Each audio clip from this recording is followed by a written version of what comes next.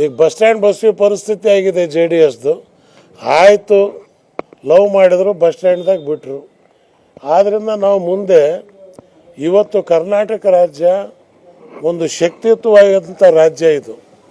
ತಮಿಳ್ನಾಡಲ್ಲಿ ತಮಿಳ್ನಾಡು ಬೆಳೀತಾ ಇದೆ, ತೆಲಂಗಾಣ ಬೆಳೀತಾ ಇದೆ.